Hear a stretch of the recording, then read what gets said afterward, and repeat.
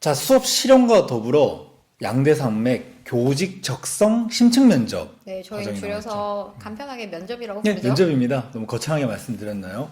이 면접이 시도별로 차이가 많고요. 네. 또 경기도만 또 추가로 치르는 시험도 있는데 네. 차차 말씀드리도록 하겠습니다. 면접에 대해서 말씀드리기 전에 면접을 위해서 우리가 꼭 봐야 되는 자료들이 있죠. 네, 중요한 자료들이 있죠. 가장 먼저 기본서. 기본서는 무엇일까요, 선생님? 기본서 여러 강사님들 강사님 성함 언급해도 되겠죠. 윤승현 선생님이나 뭐 이렇게 유명한 선생님들 쓰신 책들이 있어요. 네, 예, 네. 그런 책들을 기본서라고 칭하고요. 또 네, 그리고 각 시도별로 나와 있죠. 시책. 맞아요. 시도별 교육 시책들이 있어요. 연도별로 제공이 되죠. 또 그리고 교육청 간행물, 그리고 브로셔 등등. 맞아요. 교육청에서 각종 책자들을 만들어내고 홍보 자료들을 만들어내는데 그런 네. 것들도 보시면 좋고요. 그리고 요즘 가장 손쉽게 자료를 구할 수 있죠. 웹서핑을 통해서. 예, 웹에서 다양한 내용들을 볼 수 있을 것 같아요. 네. 선생님 한번 말씀하셨던 이 네 가지 내용들을 여러분들 반드시 지금 아까 말씀드렸듯이 시간이 조금 있을 때 이 자료들을 확보하셔야 될 것 같습니다. 크게 네 가지 다시 정리하면 기본서, 네. 그리고 시도교육별 시책, 네. 그리고 교육부나 교육청에서 만들고 있는 각종 홍보 자료, 각종 네. 브로셔, 네. 책자들, 그리고 하나 더 각종 홈페이지, 시도교육청 홈페이지도 포함되고요. 뭐 유명 교사 블로거 이런 데도 보시면 좋을 것 같고 네, 시도교육청별로 경기도교육청 같은 경우는 경기교육 블로그를 따로 운영하더라고요. 오. 그런 것도 보시면 좋을 것 같습니다. 네. 자, 각각 하나부터 살펴보도록 하겠습니다. 먼저 강사님들이 쓰시는 이 기본서에 대해서 한번 또 말씀을 나눠볼까요? 네, 기본서들이 예전에는 뭐 대표 강사의 누구 책 이렇게 약간 통일되고 획일화되어 있었다면 2018년도부터였나요? 이제 다양한 기본서들이 쏟아져 나오기 시작하고 있어요. 수상한 책도 막 나오고 막. 네. 선생님은 책을 여러 개를 다 보셨어요? 아니면 하나만 집중적으로 보셨어요? 저는 2차를 두 번 쳤기 때문에 처음에는 한 권만 봤는데 두 번째는 절대 떨어지고 싶지 않다라고 해서 서점에서 책을 다 훑어보고 2권에서 3권 정도 봤습니다. 그렇구나. 저 같은 경우는 한 권만 봤어요. 난 한 권만 봐 이렇게 해서. 네. 그런데 문제가 하나 생길 수가 있는 게 작년 같은 경우는 있어요. 올해는 어떨지 모르겠는데 되게 유명한 책이 하나 있었어요. 말씀드려도 네. 수상한 면접 그 책이 너무 유명하다 보니까 그 책의 이제 1차 시험 치르고 2차 시험을 준비하면서 그 책이 팔려 나가잖아요. 그래서 절판되는 사례가 네, 발생했어요. 책이 없었어요. 네, 네. 전국 품절이 된 거죠. 네, 그래서 구하는데 좀 애를 먹었던 기억이 있어요, 저도. 또 선생님처럼 뭐 노량진이나 종로에 가서 큰 서점 가서 다양한 면접 책들을 보고 정말 나에게 맞다 싶은 책을 빨리 구입하셔서 보시는 걸 추천드립니다. 네. 그럼 선생님 어떤 책이 좋은 책일까요? 저희 같은 경우는 서로 본론 결론에 이르는 3단계 구조에 이르는 답을 짜임새 있게 해야 돼요. 이런 짜임새 있게 잘 구성된 예시의 답이 적혀 있는 책도 좋을 것 같고요. 그리고 최신의 트렌드가 반영된 저희가 아까 봐야 한 것 중에 시책이라는 게 있잖아요. 이 시책이 최신의 트렌드를 말하고 있는데 이 트렌드를 잘 반영하고 있는 최근에 나온 이론서들이 여러분들이 보시기에 좀 더 도움을 많이 받으실 수 있지 않을까 생각해 봅니다. 선생님 말씀드리니까 저도 생각나는 게 예전에 스터디 하는데 예전에 한 4, 5년 전에 합격했던 선배가 줬다고 그때 강사님 책을 보시는 분도 계셨거든요. 예, 보니까 뭐 내용들이 좀 지난 내용들이죠. 정권도 바뀌고 교육부 장관도 바뀌고 하다 네, 보니까 그렇죠. 똑같은 정책이고 똑같은 시책인데 명칭이 달라진 경우도 있어요. 그래서 선생님 말씀대로 마치 특수교육법처럼 최신의 그 시책의 명칭들을 봐야 되기 때문에 최신의 기본서를 구비하시는 걸 추천드립니다. 네. 네, 선생님 그러면 다음으로 봐야 할 거 무엇이었죠? 그다음 해당 교육청별 시책이 있어요. 네, 네, 시책 뭐, 무엇인가요? 한번. 예. 이게 경기도 교육 시책이에요. 뭐 이 내용들을 굳이 이렇게 보시면 화면에서 보이진 않을 텐데 매년 제목을 읽어드리면 2019 경기교육 기본 계획이에요. 네. 예, 경기도교육청뿐만 아니라 각 시도교육청별로 교육 기본 계획을 발간을 해요. 네, 책자를 홈페이지에 만들어내죠. 예. 홈페이지에 탑재해서 모든 사람들이 접근해서 볼 수 있게 합니다. 근데 지금 이 영상을 보고 계시는 분들의 시기는 이 시책이 발표가 되기 전이에요. 이렇게 맞아요. 발표가 되기 전에는 어떻게 준비하는 게 좋죠? 그래요. 저는 선생님 되게 중요한 말씀 해주셨는데 여러분들은 지금 2019년이긴 하지만 2020년도 임용시험을 쳤고요. 여러분들이 발령받는 시기는 2020년 3월이에요. 그래서 여러분들이 공부하셔야 될 시책 또한 2020년 땡땡 교육청 교육 시책을 보셔야 되거든요. 근데 안타깝게도 지금 2020년도 교육 시책을 발표한 시도교육청은 없어요. 네. 그런데 제가 2018년도, 2019년도만 비교했을 때 그 시도교육청 시책이 그렇게 달라지진 않았어요. 기껏 해봐야 명칭 정도가 바뀌었고 네. 그나마 다행인 건 그 사이에 정권도 안 바뀌었고요. 교육감님도 그대로세요. 네. 이재정 교육감님이 2019년도, 2020년도에 그대로 하시기 때문에 그 사이에 굉장히 큰 변화는 없으리라 예상됩니다. 하지만 2020년도 시책을 보셔야 되는데 2020년도 시책이 나오기 전까지 2019 교육 시책을 스터디원들과 함께 보시기를 추천드려요. 네. 선생님은 시책 같은 경우 혼자 보셨어요? 아니면 스터디원들과 같이 보셨어요? 시책 같은 경우 양이 상당합니다. 그래서 저는 스터디원들과 양을 분할해서 돌아가면서 정리를 해서 서로 공유를 했던 기억이 있어요. 맞아요. 저도 선생님과 똑같이 그 시책을 혼자 보기에 너무 버거워서 어떤 내용들을 정해서 선생님들과 함께 스터디원들과 미리 공부해 와서 같이 이야기하고 뭐 면접 문제가 나오면 어떻게 나올 것 같다. 그리고 또 우리 시도에서 하고 있는 이 시책에 대한 내용을 같이 의논도 해보고 웹서핑을 통해서 찾아보기도 하고 좋네요. 아까 말씀드렸던 그런 교육 자료를 찾아보기도 했던 것 같아요. 뭐 예를 들어서 다른 시도 같은 경우는 자유학기제인데 경기도 교육청 같은 경우는 자유학년제로 시책이 표기가 돼 있어요. 맞아요. 그 이유도 시책에 언급이 되어 있더라고요. 네. 1학기만 하기에는 자유학년제의 그 영속성이나 깊이가 너무 얕기 때문에 1년 동안 하기 때문에 자유학년제로 운영하도록 한다. 이런 식으로 그 시도가 시행하고 있는 교육 정책의 특징들을 시책을 통해서 여러분들이 꼭 살펴보시길 추천드립니다. 네. 여기에 덧붙여서 내년 1월 1일에 꼭 봐야 할 게 있죠. 교육감 신년사입니다. 이런 교육감 신년사는 올 한 해 어떠한 해당 지역의 교육을 만들어가겠다라는 대표적인 내용이 주를 이루고 있어요. 이것을 차분히 읽음으로써 내가 어떤 부분에 중점을 두고 공부를 해야 할지, 또 여기에서 좋은 문구들은 나중에 면접에서 활용할 수 있습니다.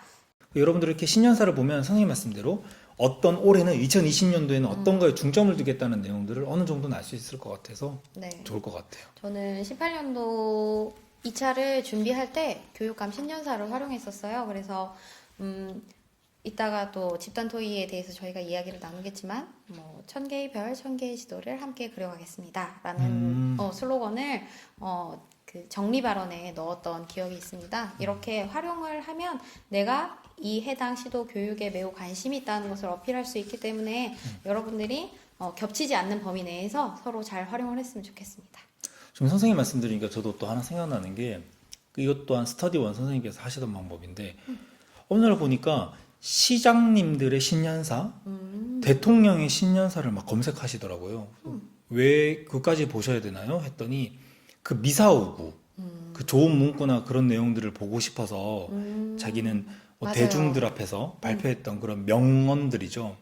그 뭐 천개의 별, 천개의 좀 지도. 모르겠는데 어쨌든 그런 내용들을 찾기 위해서 노력하시더라고요. 왜냐하면 지금 시간이 많으시니까요, 그죠? 그렇죠. 스터디장으로 가는 버스 안이나 지하철 안에서도 충분히 하실 수 있고 네, 맞아요. 요즘에 그 앱으로 테드 그런 거 보면 명언들, 명사들이 강사들이 막 하시는 좋은 말들이 있어요. 그런 말들을 내 입에 잘 감기는 그런 내용들을 숙지하셔가지고 써먹으면 좋지 않을까 생각이 듭니다. 그럼 시책을 스터디원들과 열심히 봤어요. 이 스터디원들과 열심히 본 시책을 어떻게 활용하면 좋을까요?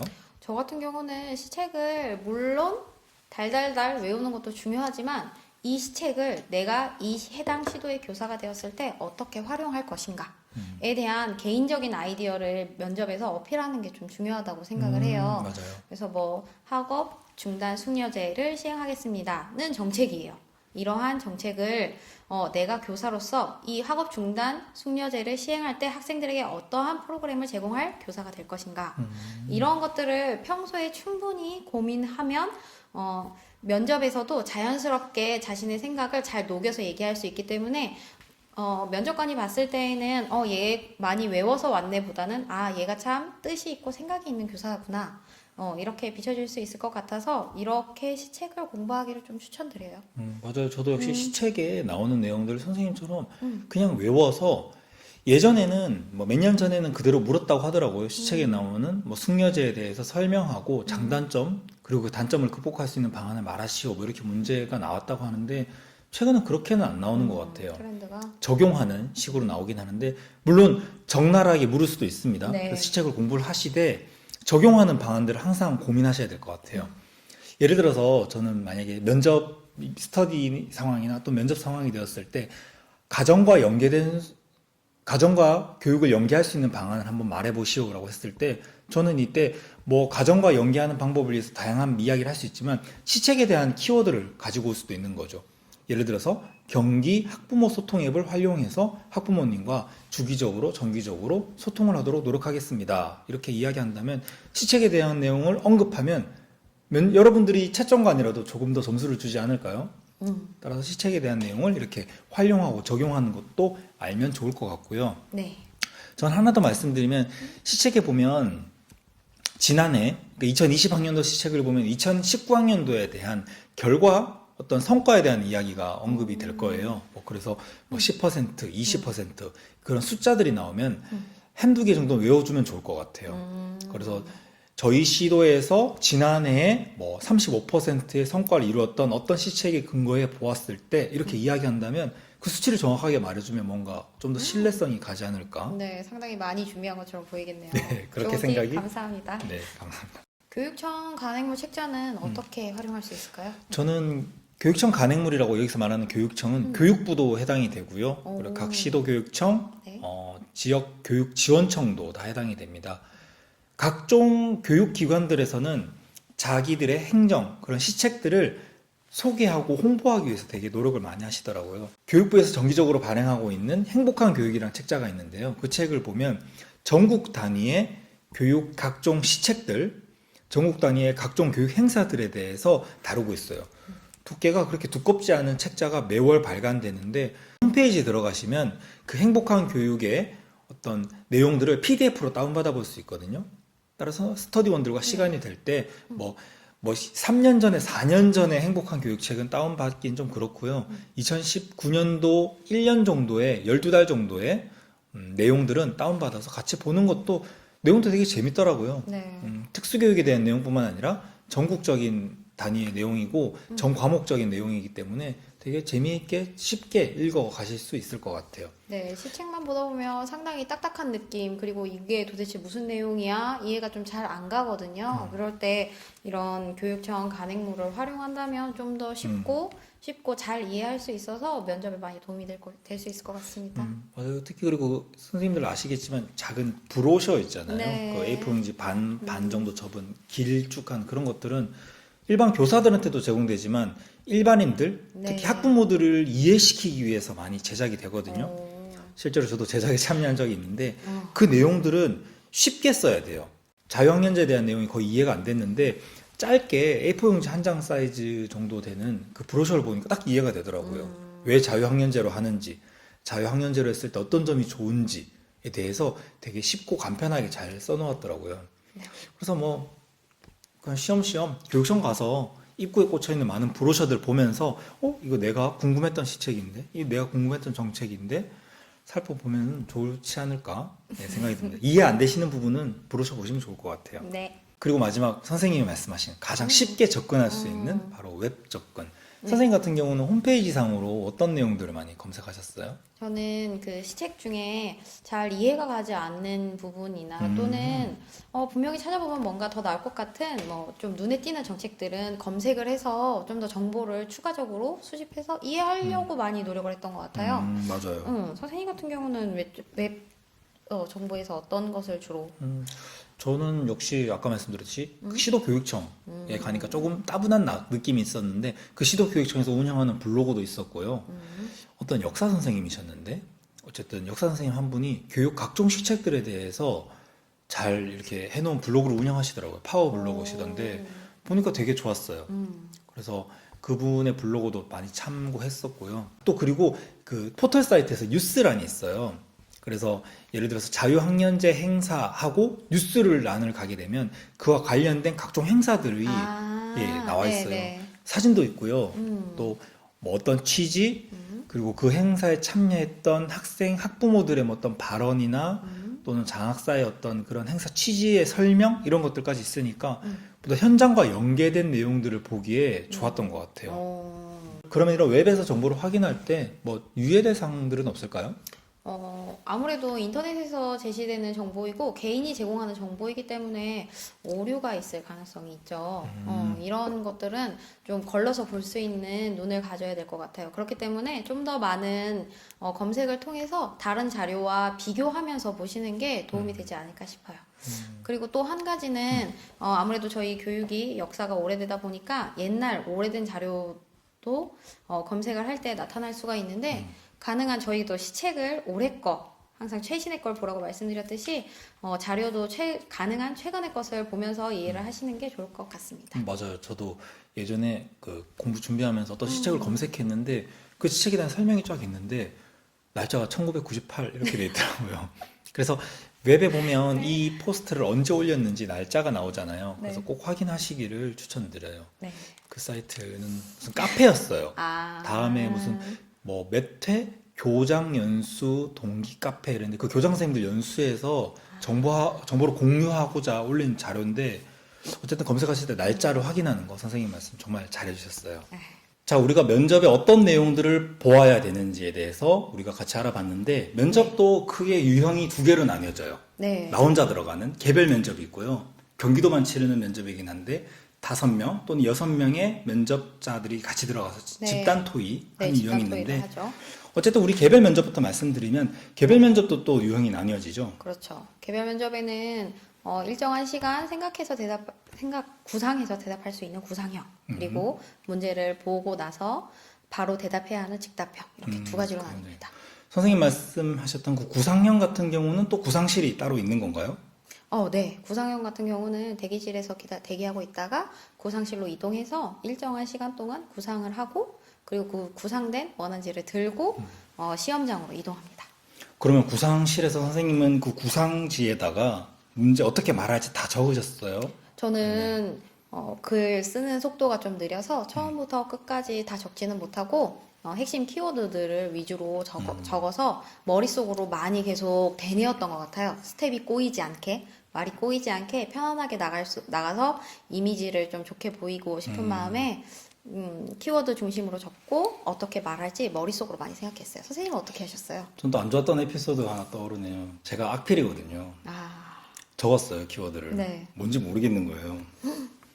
거기서 면접관이 저희 시도 같은 경우는 3분이 계셨는데 네. 3분이 저를 다 보고 있는데 제가 이렇게 대답할 수는 없잖아요. 그렇죠. 이렇게 볼 수는 없기 때문에 힐끗힐끗 보거나 아니면 면접관들을 봐야 되는데 힐끗 봤는데 글자가 무슨 글자인지 모르겠더라고요. 그래서 이렇게 자세히 보는 그런 실수 아닌 실수를 하게 됐는데 어쨌든 여러분들 구상실에서 제가 여쭤봤던 이유도 어떻게 키워드만 적더라도 어떻게 내가 이거를 그 시험장에 가서 네. 면접 상황에서 잘 기억할 수 있는지에 대한 고민도 하셔야 될 것 같아요. 네. 그리고 즉답형 같은 경우는 그 현장에서 바로 대답을 하는데 처음에 스터디를 하거나 면접을 많이 안 해보셨던 분들은 그런 실수를 많이 하시더라고요. 어떤 실수? 즉답형이라고 정말 즉각적으로 답변하시더라고요. 저는 그럴 필요 없다고 생각해요. 네. 저희 시도만 봤을 때 10분 동안 5문제를 치르잖아요.